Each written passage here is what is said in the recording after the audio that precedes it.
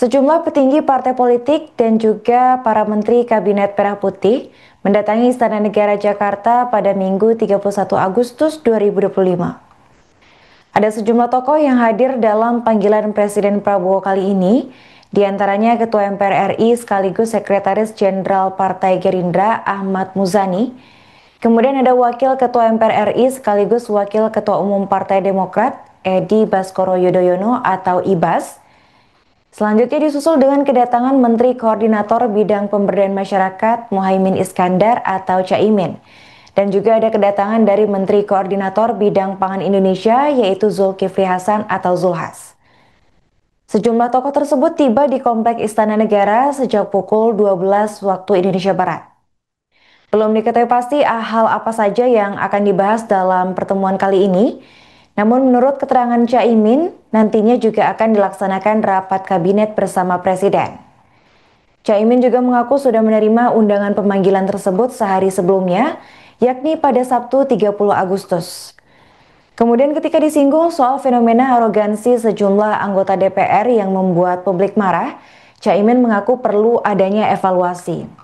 Ia juga mengimbau agar semua lembaga, baik itu lembaga legislatif hingga yudikatif untuk bisa memahami tuntutan dari masyarakat.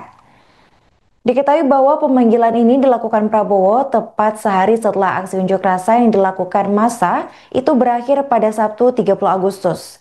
Di mana sebelumnya dilaporkan bahwa aksi demo ricuh terjadi hampir di seluruh kota-kota besar di Indonesia, buntut kenaikan tunjangan DPR hingga kematian tragis ojek online yang dilindas Rantis Brimob di Jakarta. Aksi tersebut berujung anarkis dengan adanya tindakan pembakaran fasilitas umum hingga gedung DPRD di sejumlah wilayah hangus terbakar. Ya, hari ini saya bersama siapa saya nggak tahu, pokoknya akan ada pertemuan dengan Presiden. Terus yang kedua nanti akan ada rapat kabinet. Oke, Gus, ini melihat situasi sekarang saat ini ada banyak anggota DPR yang mungkin dalam tanda kutip menantang masyarakat kemudian dinonaktifkan. Ini melihat bahwa fenomena arogansi, Gus kan udah lama di DPR, arogansi di DPR, kemudian soal tunjangan ini memang wajib dievaluasi atau si konkretnya seperti apa ya, Gus? Oh iya, tentu saja ini menjadi momentum untuk kita semua melakukan evaluasi sekaligus mereformasi diri masing-masing. Semua lembaga saya kira, baik legislatif maupun eksekutif, untuk benar-benar memahami tuntutan aspirasi itu, aspirasi untuk menunjukkan solidaritas.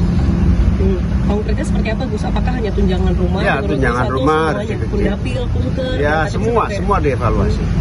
Semua yang bersifat menghasilkan kecemburuan dievaluasi. Berarti sebenarnya perihal tunjangan dan gaji ini nggak boleh diperlakukan sebagai aurat ya, Gus? Karena selama ini kan tidak transparan, kemudian dipirit-pirit. Kemudian kita tahu waktu itu ada Mbak Kade yang ngomong, kemudian ditegur partai. Itu menurut Gus Imin sendiri bahwa memang... Ya memang hari ini nggak ada yang bisa ditutupi kan, semuanya terbuka.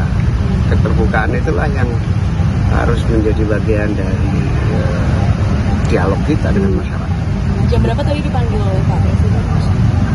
Baru hari ini atau dari kemarin? Ya, dari kemarin sudah janjian.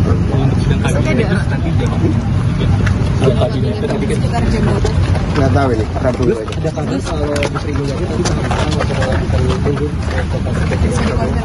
tahu saya. Gus, isu lain dong, Gus. Ini kan KPK waktu yang kasus Menaker itu, Kemenaker itu ada dugaan juga yang soal dari tahun 2022 itu korupsinya. Nah itu kan kader Gus yang di Kemenaker. Nah itu tanggapan dari PKB seperti apa?